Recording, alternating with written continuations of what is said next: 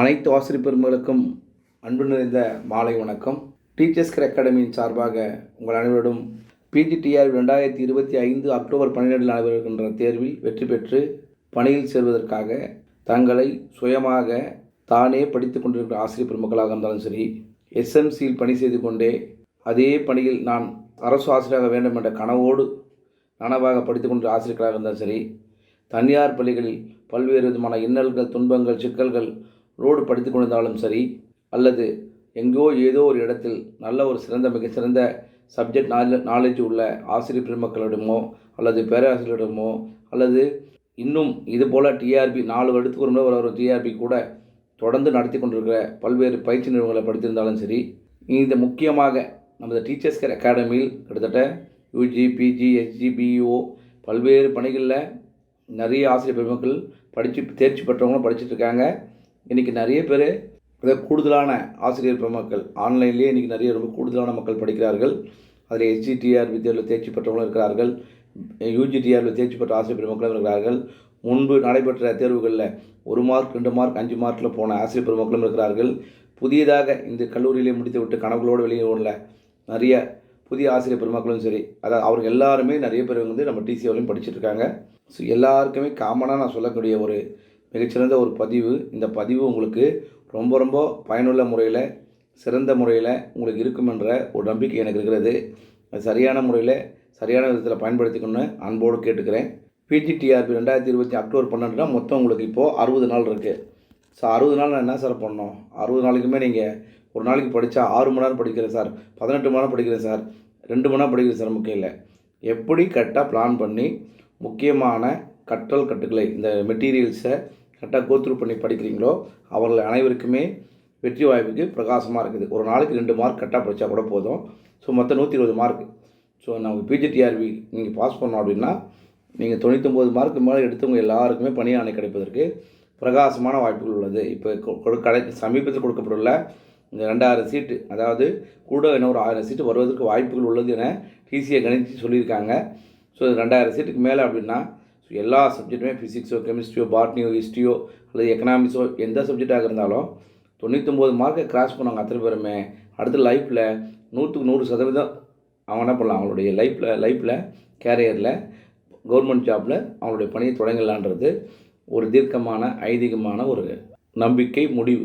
கிட்டத்தட்ட ஒரு 15 வருடங்களாக சர்ச் பண்ணதை வச்சு சொல்கிறேன். நீங்கள் 99க்கு மேலே இருக்குங்கன்னா உங்களோட வாழ்க்கை 100% வெற்றி பெற்றதுன்னு அர்த்தம். ஸோ இந்த மாதிரி நீங்கள் படிக்கணும். 60 நாள் இருக்குது சார், நான் என்ன சார் பண்ணுறேன், ரொம்ப அவசரமாக இருக்கேன் சார், படிக்கவே முடியல சார், படித்தா மணியில் நிற்க மாட்டேங்குதுங்க சார், படித்தாலும் படிக்க விட மாட்டுறாங்க சார், எங்கே போனாலும் ரொம்ப கஷ்டமாக இருக்குது சார், என்ன பண்ணலாம் சார் அப்படின்னு பல பேர் பல ஆசிரியரும் கேட்குறீங்க. அது கூட ஒரு பக்கம் இருக்கட்டும்.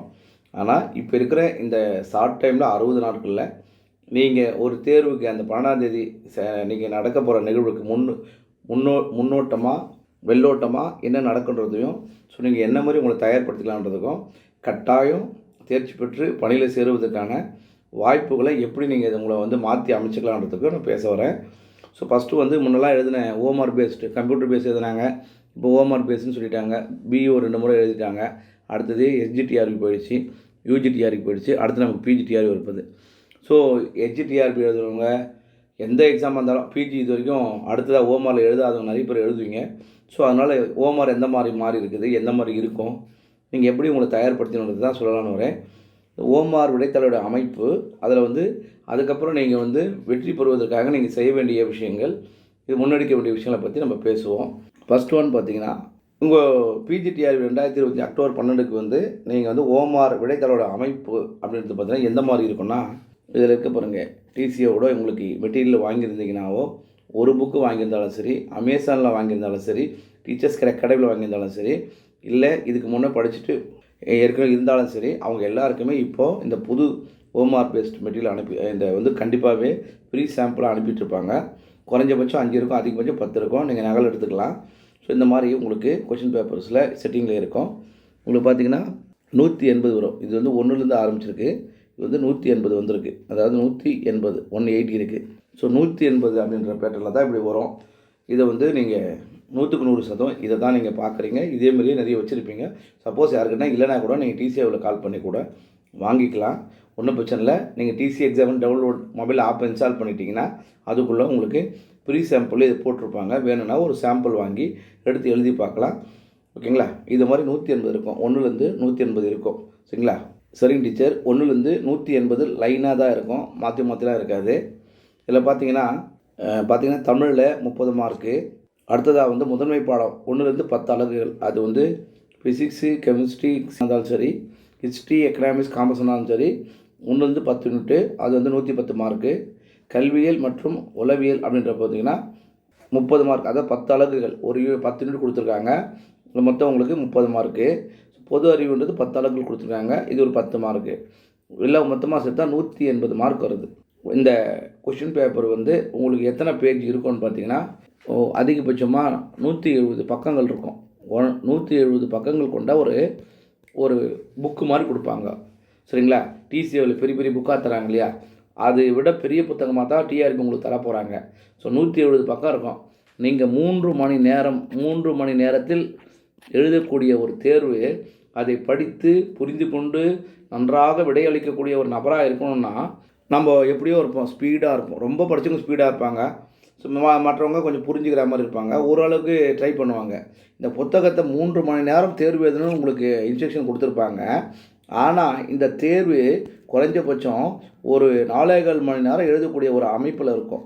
ஸோ 1.25 மணி நேரம் உங்களுக்கு கூடுதலாக இருக்கும். ஸோ ஒரு வினா வந்து அட்டன் பண்ணுறதுக்கு இந்த டைமுக்குள்ளே முடிங்க, ஒரு நிமிஷத்தில் முடிங்க அப்படின்னு நீங்கள் சொல்கிறீங்கன்னா, அப்போது 3 180 நிமிஷம் கரெக்டாக ஒரு வினாவை ஒரு நிமிஷத்தில் முடிக்கணும் அப்படின்வாங்க. ஆனால் இங்கே பார்த்தீங்கன்னா அப்படியே ஆப்போனண்ட்டாக கிட்டத்தட்ட ஒரு 1.25 மணி நேரம் கூட எழுதுகிற அளவுக்கு அந்த வினாத்தாளோட அமைப்பும் ஸ்ட்ரக்சரும் இருக்கும்.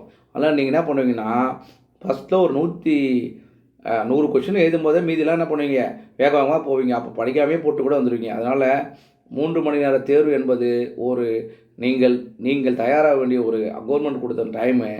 ஆனால் அந்த வினாத்தாள் ஒரு 4.7 மணி நேரம் எழுதக்கூடிய அளவுக்கு ஒரு வினாத்தாளோட பேட்டர்ன் இருக்கும். 170 பேஜ் குறைஞ்சபட்சம் இல்லை அதிகபட்சம் இருக்கும். ஸோ இதை ஃபுல்லாக நீங்கள் டக்குன்னு தள்ளுறதுக்கு, அதை கோத்ரூ பண்ணி படிக்கிறதுக்கு, ரீட் பண்ணுறதுக்கு, சிஎஸ் கம்ப்யூட்டர் சயின்ஸில் நீங்கள் போட்டிங்கன்னா மாற்றிக்கலாம். கம்ப்யூட்டர் மூலிமா எழுதும்போது இதை போட்டால் கதை முடிஞ்சுது. ஒரு முறை ஷேர் பண்ணிட்டீங்கன்னா மறுபடியும் பண்ண முடியாது. அதே மாதிரி படிக்கணும் போது ஒரே கேள்வி 2-3 வாட்டி படிச்சுட்டு இருந்தால் கூட டைம் வேஸ்ட் ஆகும். பிஜி டீச்சர் ஆக போகிறேன், கவர்மெண்ட் வேலைக்கு போக போகிறேன், செட்டில் ஆக போகிறேன் அப்படின்னு பல ஆசிரியர் பெருமக்கள் படிக்கிறீங்க இல்லையா, முதல்ல பிஜிடிஆர்பி எழுதுனா ஆங்கிலத்தில் உள்ள விடைகள் மட்டும்தான் ஏற்றுக்கொள்ளப்படும். தமிழில் உள்ள விடைகள் ஏற்றுக்கொள்ளப்படாதுன்னுவாங்க. அதனால் தமிழில் எழுதுறவங்க தமிழே எழுதிடலாம். எல்லா கொஷினும் 180 தமிழே தான் வரும். இங்கிலீஷ் வார்த்தையே வராது. அது இங்கிலீஷில் இருக்கிறவங்க ஃபுல்லாக 180 இங்கிலீஷ்லேயே தான் இருக்கும், தமிழே வராது. மற்ற இருக்கிற கிட்டத்தட்ட 12 சப்ஜெக்ட் இருக்குது, மீதி இருக்குது. அந்த 12 சப்ஜெக்ட்லேயும் பார்த்திங்கன்னா எல்லாமே அந்த மீதி இருக்கிற அந்த 30 மார்க் மட்டும் இருக்குல்ல ஃபஸ்ட்டுக்கு இதே அது தமிழில் இருக்கும். மீதி இருக்கிற 150 கொஷினுமே பைலிங்கில் இருக்கும். அதாவது தமிழ்லேயும் இருக்கும், இங்கிலீஷில் இருக்கும். ஸோ அதனால் தமிழுக்கு 180 தமிழ் தான். ஆங்கிலத்தில் 130 மார்க் தமிழில் இருக்கும். மீதி இருக்கிற 31வது வினாவிலேருந்து 31லேருந்து 180 வரைக்கும் மொத்தம் ஆங்கிலத்தில் மட்டும்தான் இருக்கும், தமிழே இருக்காது. அடுத்ததாக மற்ற எல்லா சப்ஜெக்டில் இருக்கிறவங்க 31 180 வரைக்கும் தமிழ்லேயும் இருக்கும், ஆங்கிலத்திலே இருக்கும். சிஎஸ் டிபார்ட்மெண்ட்டில் இருக்கிறவங்களுக்கும் ஆங்கிலத்தில் தான் இருக்கும். ஃபிசிக்கல் எஜுகேஷன் டிபார்ட்மெண்ட்டில் இருக்கிறவங்களுக்கும் ஆங்கிலத்தில் தான் இருக்கும். மைக்ரோபயாலஜி இருந்தால் அவங்களுக்கும் ஆங்கிலத்தில் தான் இருக்கும். மற்ற எல்லாருக்கும் பைலிங்கில் இருக்கும். சரிங்களா? இந்த மாடலில் இருக்குன்றது தெரிஞ்சு வச்சுக்கோங்க. அடுத்ததான் 180 வினாக்கள் நான் சொல்லியாச்சு. இதில் என்ன விஷயம் அப்படின்னா, உங்களுக்கு ஃபஸ்ட்டில் வர தமிழில் இருக்கிற வினாக்கள் மொத்தம் 30 இருக்குதுன்னு சொன்னேன் இல்லையா, 30 தமிழ் வினாக்களில் நீங்கள் இது வரைக்கும் அட்டனே பண்ணலை, பார்க்கவே இல்லை, தெரியவே இல்லை, பார்த்ததே இல்லை, எப்படி இருக்குமே ஒன்றுமே புரியல அப்படின்னு நீங்கள் நினைக்க வேணாம். இதில் ஹெச்ஜிடிஆர்பி, யூஜிடிஆர்பி, ஏற்கனவே இந்த BO 2 கவர்மெண்ட்டில் எழுதக்கூடிய தமிழ் எலிஜிபிள் டெஸ்ட்டு, அது அண்ணா யூனிவர்சிட்டியில் சமீபத்தில் ஒரு தேர்வு வச்சாங்க. அந்த தேர்வுகளுடைய டெஸ்ட் எல்லாத்தையும் செக் பண்ணி உங்களுக்கு 100க்கு அதாவது 30 கொஷின் கொடுத்தாங்கன்னா 27 கொஷின் கட்டாயம் வருது. 1-2 வேரியபிள் ஆகுது. அதனால் இதில் நீங்கள் இந்த மாதிரி இது ஒரு புக்கு இருக்குது, நீங்கள் 10ஆம் வகுப்பு புத்தகத்தை வச்சு படித்தாலும் சரி, இல்லை நீங்கள் 6ஆம் வகுப்பு 12ஆம் வரைக்கும் படித்து தயாராக இருந்தாலும் சரி, இல்லை இது வரைக்கும் படிக்கவே தொடங்கலை சார் ஒரு புத்தகம் கொடுனாலும் சரி, இந்த புத்தகத்தை ஒரு புத்தகத்தை நீங்கள் இது ஒரு 300 பேஜ் இருக்கும். இந்த 300 பேஜ் நீங்கள் ஒரு 3 முறை திருப்பினாவோ 5 முறை திருப்பினா கூட போதுமானது. ப்ளஸ் அது கூட உங்களுக்கு வீடியோ கிளாஸஸ் இருக்குது. வேணா கூட தமிழே வராது சார் நிறைய டீச்சர்ஸ்லாம் சொல்கிறாங்க. அவங்க அந்த வீடியோ கிளாஸில் கொஞ்சம் கேட்டுக்கலாம், இந்த புத்தகத்தை மட்டும் படிச்சுக்கலாம். சரிங்களா? இதில் வந்து 30 வினாக்களில் 1லேருந்து 20 வரைக்கும் 2 மதிப்பெண் வினாக்களாக இருக்கும். 2 மார்க் வினாக்களாக இருக்கும். 21லேருந்து 30 வரைக்கும் 1 மதிப்பெண் வினாக்கள் இருக்கும். சரிங்களா? அப்போ மொத்தம் வந்து இதோடைய மதிப்பு 30 வினாக்கள் இருக்கும். அதுக்கு மதிப்பெண்கள்னு பார்த்தா 50 மதிப்பெண்கள், மொத்தம் 50 மதிப்பெண்கள். நீங்கள் கவர்மெண்ட் வேலையில் ஜாப்பில் போகணும் அப்படின்னா இந்த 50 மார்க்கில் நீங்கள் குறைஞ்சபட்சம் 20 மார்க் எடுத்துருக்கணும். அதை 40% கணக்கெடுக்கிறாங்க. இப்போ 20 மார்க் எடுத்தோம்னா நீங்கள் எத்தனை கொஷின்ஸ் சார் போட்டிருக்கணும் அப்படின்னா, நீங்கள் 1லேருந்து 20 கேள்வியில் இருக்கிறது ஒரு 5 கேள்வி படிக்கிறீங்க. 5 கேள்வி போட்டிங்கன்னா 10 மார்க் வந்துடுது. ஓகேங்களா? அதே 1 மார்க்கில் ஒரு 10 போட்டிங்கன்னா 10 மார்க் வந்து இப்படியும் எழுதலாம். இல்லை இதுலேயே ஒரு 10, அதாவது 2 மார்க்லேயே ஒரு 10 எழுதுறீங்கன்னா 20 மார்க்கு. அப்போ எப்படி போட்டாலும் நீங்கள் 20 மார்க் எடுத்தால் போதுமானது.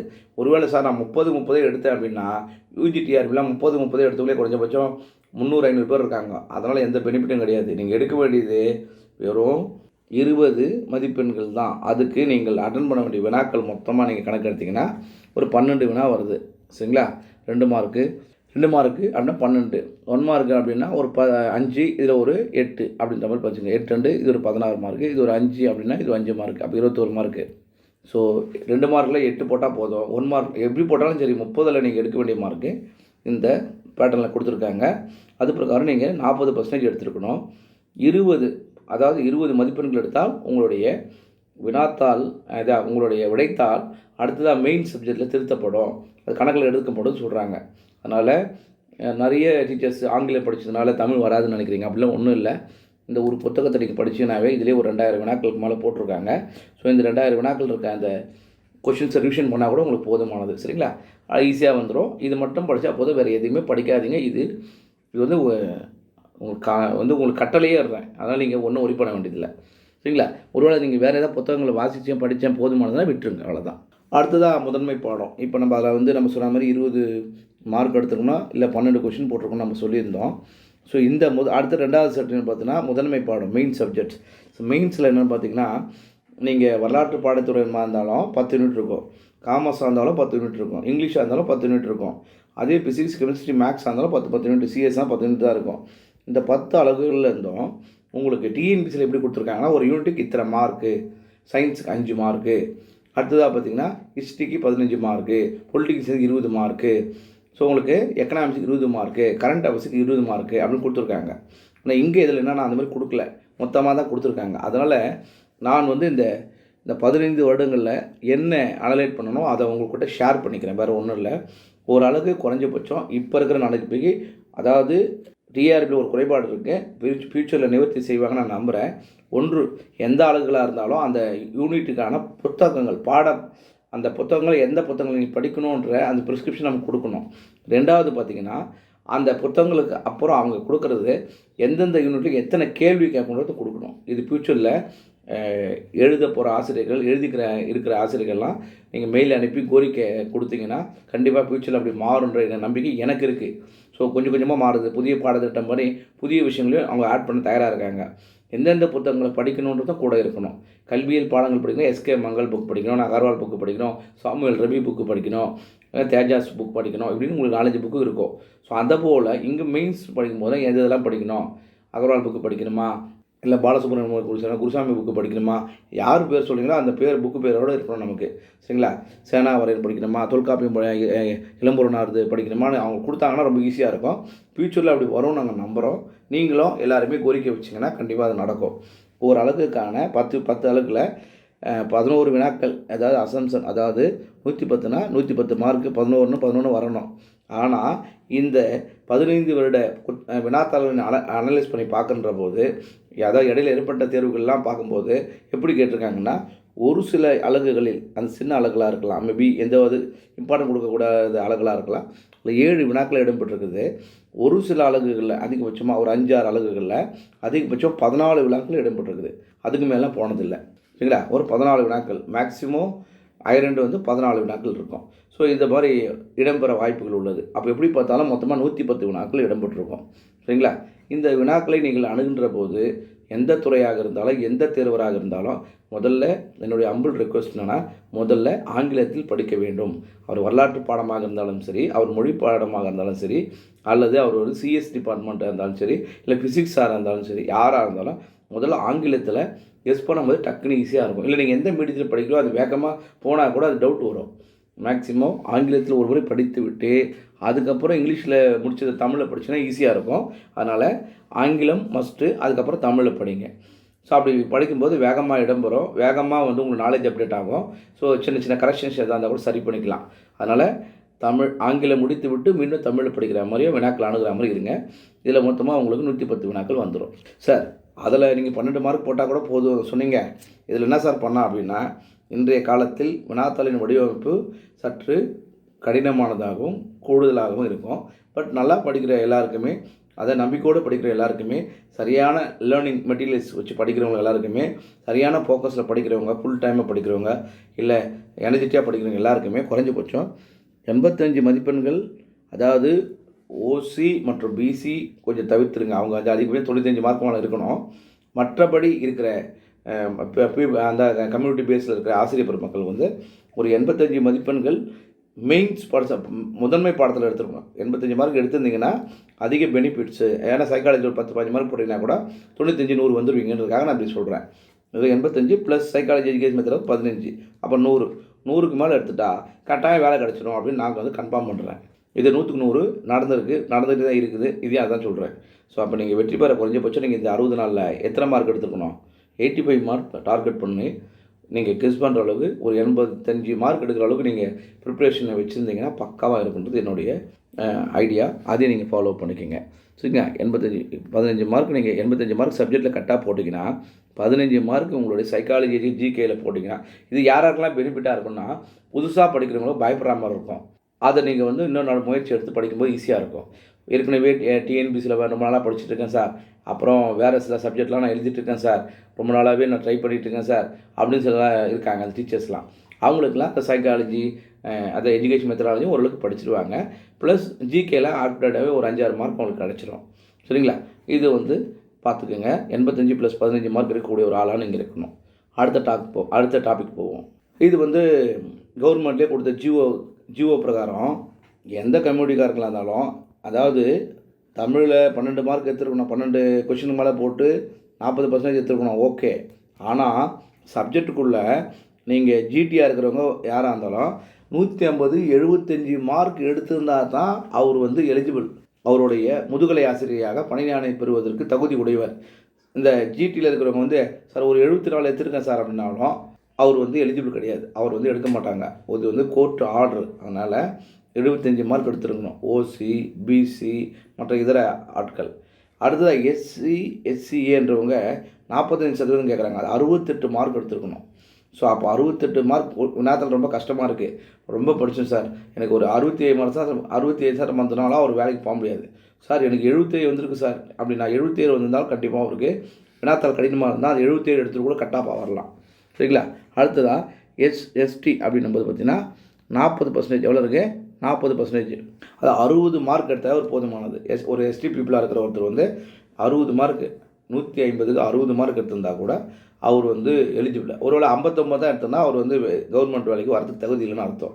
அதனால் இது வந்து இந்த வருடம் இந்த பர்டிகுலருக்காகவே கண்டிப்பாக வினாத்தாள் கொஞ்சம் வினாக்கள் டஃப்பாக இருக்கும், பார்த்துக்கணும் தெரிஞ்சுக்கிறதுக்காகவே நம்மளுடைய நோட்டிஃபிகேஷன்லேயே கிளியராக பாக்ஸ் போட்டு கொடுத்துட்டாங்க. அதனால் நினச்சிக்கோங்க, வினாத்தாள் கடினமாக இருந்தால் நீங்கள் 80 மார்க் எடுத்தால் கூட வேலைக்கு போகலாம். ஈஸியாக இருந்தால் நீங்கள் 95 மார்க் மேலே எடுத்தால் கூட வேலைக்கு போகலாம்.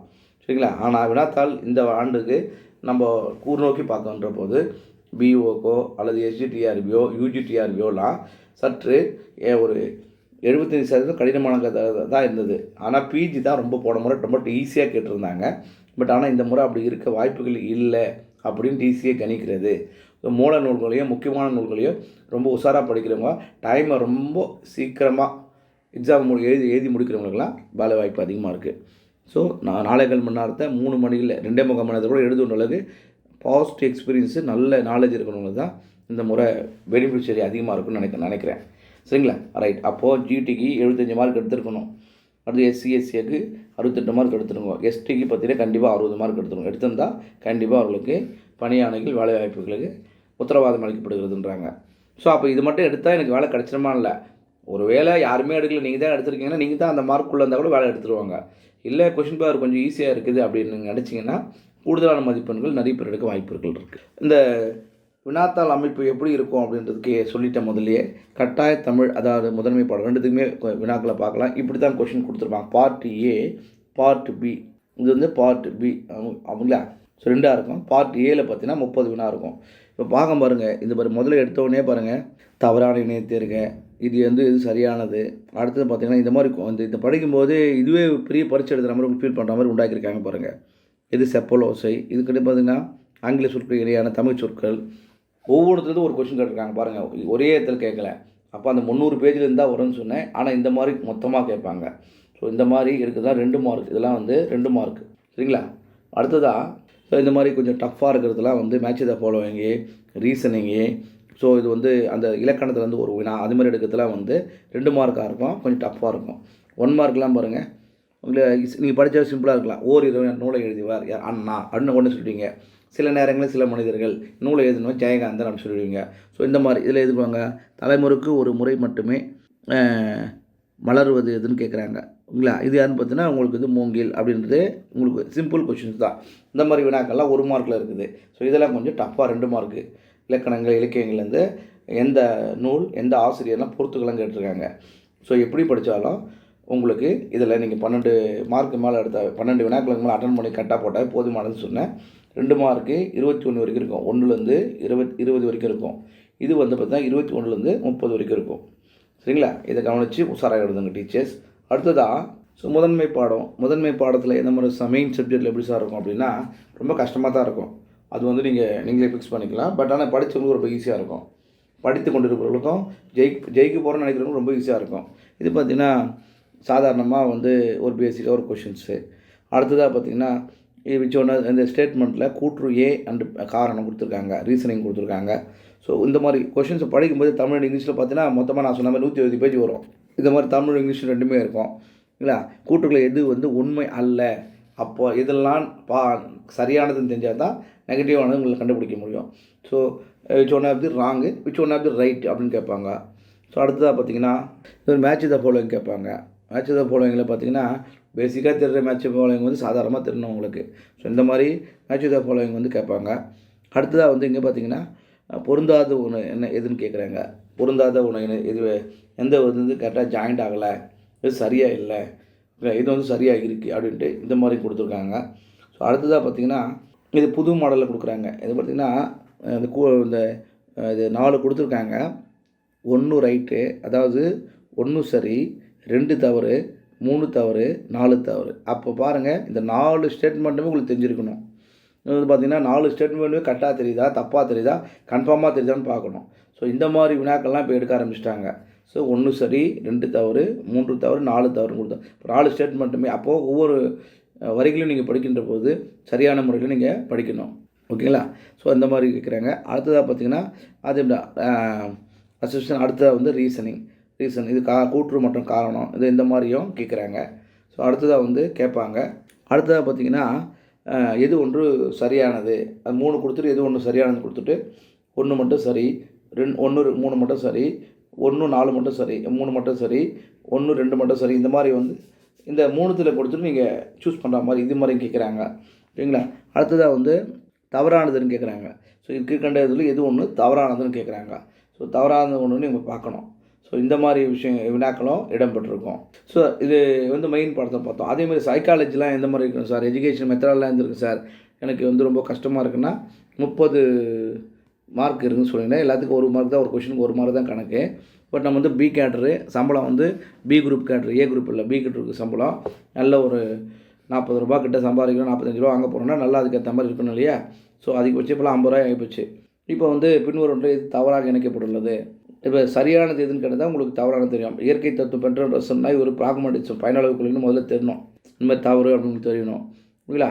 இந்த விஷயங்களில் வந்து 4 படிக்கும்போது சுவாமி கருத்து ரைட்டு, இது தவறு, பயனளவு அது வந்து இவரும் ரைட்டு 2 பேர் சொல்லியிருக்காங்க. யதார்த்த கொள்கை ஜீன்ஸ் ஆஃப் ரூல்ஸ் அவர் கிடையாது. ஸோ இந்த மாதிரி உங்களுக்கு ரியலிசம்னா யார் அப்படின்னு தெரிஞ்சுக்கணும். இந்த விஷயங்கள் 2 அப்போ 2ம் 4ம் தப்புன்றது உங்களுக்கு தெரிஞ்சால் தான் இந்த கொஷினை போட முடியும். சரிங்களா? இந்த மாதிரிலாம் இருக்கும். மேட்ச் தான் போலன்னா ஓரளவுக்கு கெஸ் பண்ணி போட்டுருவீங்க. அதுவும் இருக்க வாய்ப்பு இருக்குது. இதே மாதிரி இந்தியாவில் திறந்த நிலை மற்றும் தொலைதூர கல்வி அறிமுகப்படுத்தியது அப்படின்னு நீங்கள் கேட்டிங்கன்னா யார் ஃபஸ்ட்டு யார் பார்த்தீங்கன்னா அப்படி ஈஸியாக இருக்கணும். டெல்லி பல்கலைக்கழகம் இக்னோ. ஸோ டெல்லி பல்கலைக்கழகம் அப்படின்றது உங்களுக்கு தெரியணும். ஸோ இந்த மாதிரி ஒவ்வொரு விஷயங்களும் நீங்கள் கேட்ச் பண்ணி படிக்கிற மாதிரியும் சிம்பிளாக இருக்கிற மாதிரி கொடுத்துருப்பாங்க. அதே மாதிரி சைக்காலஜியில் படிக்கும்போது குமரப்பருவத்தின 4வது யூனிட்டில் வரும் இந்த மாதிரி கொஷின்ஸு. குமரப்பருவத்தின் முடிவில் பின்வரும் கூற்றுக்களில் எது உண்மையாக இருக்கும், ஸோ எது சரியாக இருக்கும், இதெல்லாம் தவறாக போட்டிருக்காங்கன்ற மாதிரி கேட்குறாங்க. இளம் பெண்கள் இளைஞர்களை விட உயரமானவர்கள் மற்றும் நிறைய அதிகமானவர்கள் அப்படின்னு இது வந்து ஒரு 100க்கு அப்சல்யூட் 100% உண்மை அப்படின்னு எத்தவரை தெரியுது இல்லை. இதெல்லாம் பலவீனமானவர்களுக்கு இதெல்லாம் வந்து தவறு அப்படின்றது நீங்கள் டக்குன்னு ஒரு செகண்டில் பார்க்கக்கூடிய ஆளாக இருக்கணும். அப்போது ஒன்று மட்டும் சரி அப்படின்னு போடக்கூடிய ஆளாக தெரியணும். ஓகேங்களா? அதே மாதிரி வந்து இப்போ சிம்பிளாக இருக்கும். ஆனால் வந்து இந்த கொஷின் பார்த்தீங்கன்னா ட்விஸ்ட் பண்ணி கேட்டிருப்பாங்க. இது மாதிரி என்ன ஃபியூச்சராலஜி எதிர்காலவியல் அப்படின்ற சொல்லை உருவாக்கியவர், இதை வந்து காயின் பண்ணவர் யாருன்னு கேட்குறாங்க. இப்போது இந்த மாதிரி கேட்கும்போது சமீபத்தில் நடைபெற்ற நிகழ்வுகள்லேருந்து இந்த நான் கிளாஸ் ரூம் டீச்சிங் அப்படின்ற விஷயங்கள், இந்த மாதிரி சின்ன சின்ன விஷயங்கள்லாம் இருக்கும். பள்ளிகளற்ற சமுதாயம், இந்த மாதிரி இன்றைக்கி இருக்கிற ட்ரெண்டுக்கு ஏற்ற மாதிரி கேட்பாங்க. இந்த ஓசிப் கே புலட்சிம் அப்படின்றவர் தான். இவர் ஜெர்மனுக்காரவர். இவர் வந்து பொலிட்டிக்கல் சயின்ஸ் ஆசிரியர். இப்போ வந்து சமீபத்தில் 100 வருஷங்கள் செத்து போனார். ஸோ இவர் எழுதின புத்தகம் ஹிஸ்ட்ரி அண்டு ஃபியூச்சராலஜி அப்படின்னு ஒரு புத்தகமே எழுதியிருக்காரு. இவர் தான் ஆன்சரு அப்படின்ட்டு. சில நேரங்களில் நீங்கள் வந்து வினாக்களை படிக்கும்போது இந்த மாதிரி கொஷின்ஸு இதுக்கான இந்த மாதிரி ஆத்தரோட பேர் வந்து இனிஷியலோடு வர்றது அப்படின்னு கூட தெரியல, படிக்கலைன்னா அந்த மாதிரி ஒன்றத்தை சூஸ் பண்ணுறதுக்கான ஒரு முடிவை நீங்கள் எடுக்கணும். இல்லை நம்ம படித்ததுலே தான் வரும், ரூசோ தான், அப்புறம் ரசல் தான், விவேகானந்தா அப்படின்லாம் பார்க்குறதோ, இல்லை நீங்கள் வந்து மார்க் வெர்திமர், அப்புறம் பியாஜே, அப்புறம் நம்ம படித்தவங்க பேர் தான் வரலாம் நீங்கள் நினைக்க வேண்டியது. இந்த மாதிரியான இன்றைக்கி லேட்டஸ்ட் எடிஷனில் வர்றப்போ இந்த மாதிரி கொஷின்ஸில் பேர் அது கூட ஒரு இனிஷியல் வரவங்க அந்த மாதிரி பேருங்களை கூட நீங்கள் கெஸ் பண்ணி போடுறப்போ சில நேரங்களில் அதிக மதிப்பெண் வரலாம். போன முறை ஒரு 17 ஒரு பையன் அப்படி தான் 9 மார்க் கூடுதலாக வந்தது அவனுக்கு. ஸோ அவன் ஏன்னா 9 மார்க் கூடுதலாக வந்தது அப்படின்னா அவன் சப்ஜெக்ட்டில் கிட்டத்தட்ட 80 மார்க் 85 மார்க் எடுத்துட்டாப்புல. ஸோ அதில் அதே மாதிரி போட்டதுலாம் ஒரு 9 மார்க் கூடுதலாக வந்தால் எங்களுக்கு தகவல் கொடுத்தாப்புல. ஸோ அந்த மாதிரி கூட எடுக்கிறதுக்கு வாய்ப்புகள் இருக்குது. நீங்கள் மதிப்பெண்களை போடலாம். சரிங்களா? அடுத்ததாக இதே மாதிரி நீங்கள் படிக்கும்போது ரொம்ப கொஞ்சம் கஷ்டமாக படிக்கிற மாதிரி உளவியல் பள்ளிகள் என்ன, இதனுடைய விளக்கம் என்ன, சரியான இணைகளை தேர்க்க அப்படின்றாங்க. கட்டமைப்பு வாதம் அது வந்து சரியானதாக இருக்கா, ரைட்டு. அப்போது ஸ்ட்ரக்சரலிசம், ஃபங்க்ஷனலிசம், பிஹேவியரிசம், காக்னிட்டிவிசம் இது சரியானதா, 1ம் சரி 4ம் சரி இதில் இருக்குது, மீதி 2 தவறாக இருக்குன்னு பார்த்தேன். ஸோ இந்த மாதிரி வினாக்களையும் அவங்க என்ன பண்ணுவாங்க, இது என்ன, இது உண்மையா பொய்யா, இது வந்து சரியான முடியான்னு சொல்லுன்னு கேட்குறாங்க. ஸோ இந்த மாதிரி ஒவ்வொரு விஷயத்துக்கும் நீங்கள் பதில் தெரிஞ்சாலே போதும், அது என்னன்னு தெரிஞ்சால் போதும். அதனால் நீங்கள் சைக்காலஜி, எஜுகேஷன், மெத்தடாலஜி கொஞ்சம் SK Mangal book, Agarwal book, மற்ற எல்லா புக்ஸுமே ரிவ்யூ பண்ணி கிட்டத்தட்ட 7-8 வாத்தியார் டீச்சர்ஸ் தான் ப்ரொஃபஸர்ஸ் தான் யூஸ் பண்ணிகிட்டு இருக்காங்க. நம்மளோட அகாடமியில் கூட அதனுடைய மொபைல் ஆப்பில் கொடுக்க வேண்டிய மெட்டீரியல்ஸ்லாம் கூட நீங்கள் வந்து கொஞ்சம் பரவல் கம்மிப்படுத்தப்படும். படிக்கிறவங்க நல்ல மதிப்பெண் எடுக்கிறதுக்காக உங்களுக்கு இபுக்கில் வேக வேகமாக கொடுத்துட்டு பொறுமையாக கொடுத்தாலும் ஒழுங்காக கொடுத்துட்ருக்காங்க. அதெல்லாம் நீங்கள் பயன்படுத்துவீங்க. அதே பின்னாடி ஒரு 100 கொஷின் கொடுத்துருப்பாங்க. இல்லைனா டெஸ்ட்டில் கட்ட 6000 கொஷின் வருது இல்லையா, அதெல்லாம் நாங்கள் இந்த மூல நூல்களை வச்சு தான் நாங்கள் எல்லா வினாக்களுமே எடுக்கிறோம். ஆனால் நீங்கள் அதுலேருந்து கண்டிப்பாக உங்களுக்கு ஒரு 20 மார்க் மாட்டிக்கும் கிடச்சிரும் அப்படின்ற நம்பிக்கை எங்களுக்கு ரொம்ப அதிகமாக இருக்குது.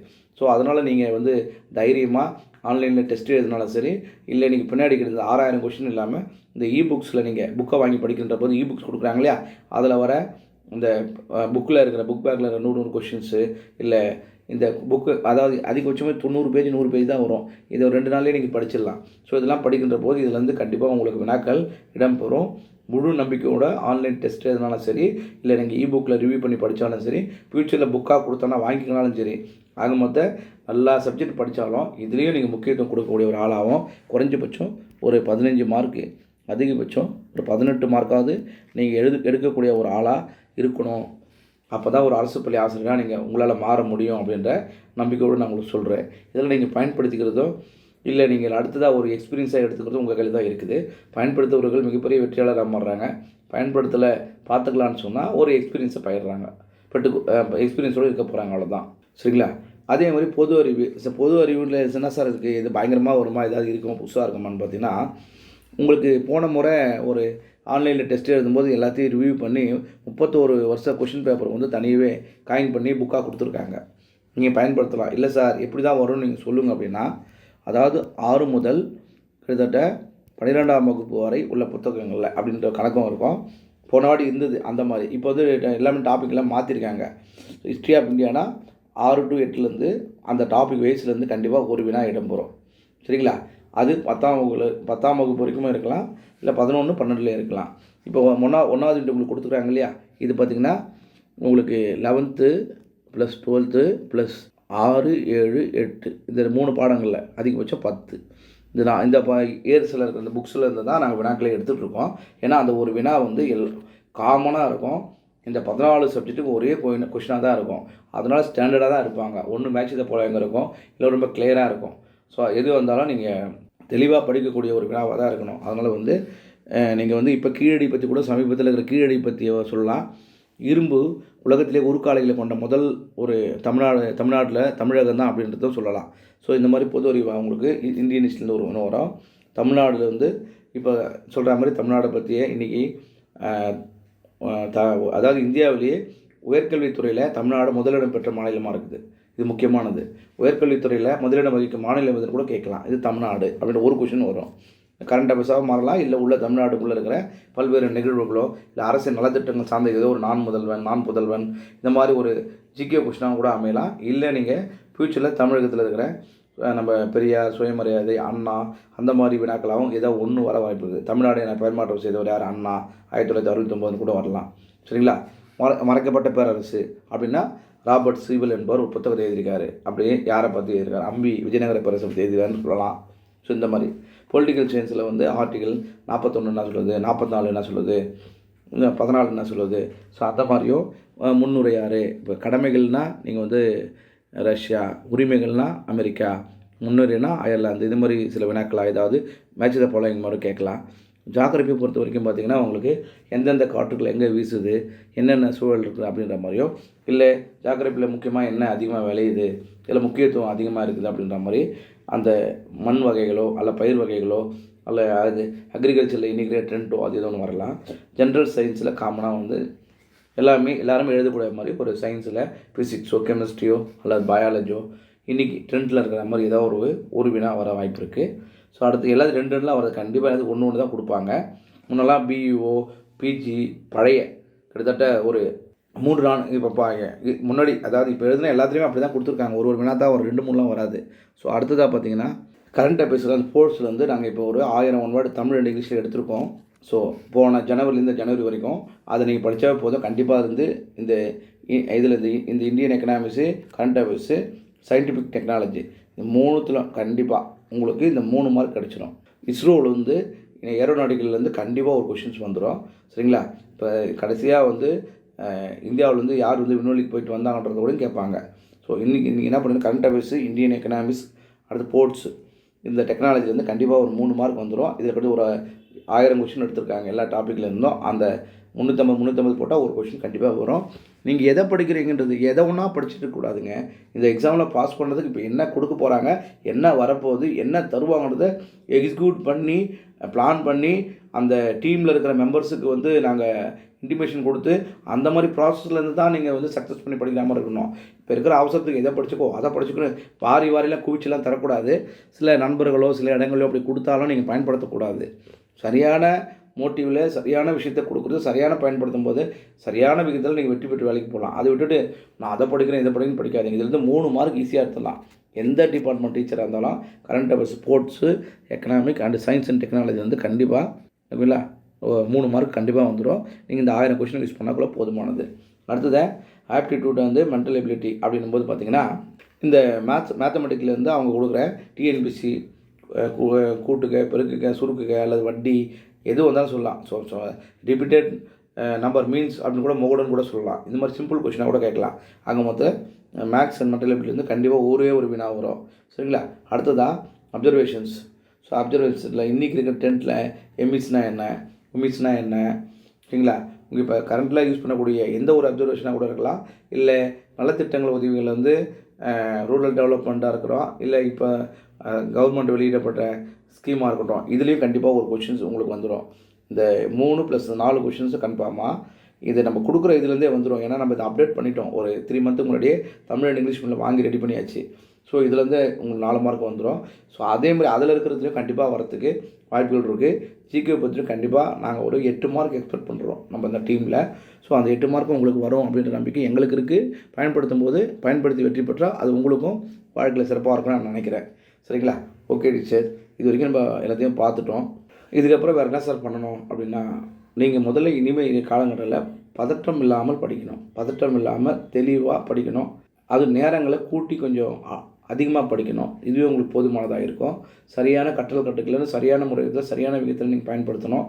அடுத்ததாக நீங்கள் ஃப்ரீ டைமில் இருந்தீங்கன்னா எப்போலாம் இருக்கிறீங்களோ அந்த டைமில் நீங்கள் வந்து ஒரு வாரம் அடுத்த யூனிட் வரப்போது நீங்கள் நடத்தினா முடித்தா கூட உங்களுக்கு சிரமங்கள் இல்லாத அளவுக்கு வாரம் கொடுத்துட்டே இருக்காங்களே அந்த வீடியோக்குள்ளே கரெக்டாக வாட்ச் பண்ணுங்கள். ஸோ அந்த டெஸ்ட்டை எழுதி பாருங்கள். ஒவ்வொன்றையும் பண்ணிகிட்டே வாங்க. 60 நாள், ஒரு நாளைக்கு 2 மார்க், 60 × 2 இல்லைங்களா? அப்போது 120 மார்க். ஸோ 120 மார்க் பெறுகின்ற போது நீங்கள் அல்லது 110 மார்க் பெறுகின்ற போது நீங்கள் +1 வாத்தியாராகவும் அல்லது +2 அதாவது 120 2 சேர்த்து 110 மற்றும் 120 மதிப்பெண்கள் பெறுகின்ற அனைவருமே +1 மற்றும் +2க்கான மேல்நிலைப்பள்ளி ஆசிரியர்களாக பணியில் சேர்ந்து பணியாற்றுவீர்கள். அதுவும் நவம்பர் மாதத்துக்குள்ளே கொடுக்குற மாதிரி ஒரு திட்டங்கள் இருக்கிறதா அதிகாரப்பூர்வமான தகவல்கள் வந்து நம்ம தகுந்த தகவல்கள் டீச்சர்ஸ் சொல்கிறாங்க. ஒருவேளை நீங்கள் நியூ இயரில் ஜனவரி மாதமும் கூட பணியில் சேர்வதற்கு பிரகாசமான வாய்ப்புகள் உள்ளது. இந்த வாய்ப்புகளையும் சந்தர்ப்பங்களையும் சரியான முறையில் பயன்படுத்தி கொண்டு வெற்றி பெற்று பணியில் சேர்ந்து நீங்கள் நலமோடு வளமோடு வாழ வேண்டும் என்று வாழ்த்தி விடைபெறுகிறேன் டீச்சர். அடுத்த யூனிட்லேருந்து உங்களுக்கு சைக்காலஜி, எஜுகேஷன் மெத்தடாலஜி சப்ஜெக்ட்லேருந்து வீடியோஸ்லாம் உங்களுக்கு சொல்லுவாங்க. ஸோ அதையும் நீங்கள் ஒவ்வொரு நாளும் அப்டேட் பண்ணும்போது கவனிங்க. வாழ்த்துக்கள் டீச்சர்ஸ். அனைவரும் வெற்றி பெற என்னுடைய நல்வாழ்த்துக்கள் டீச்சர்ஸ்.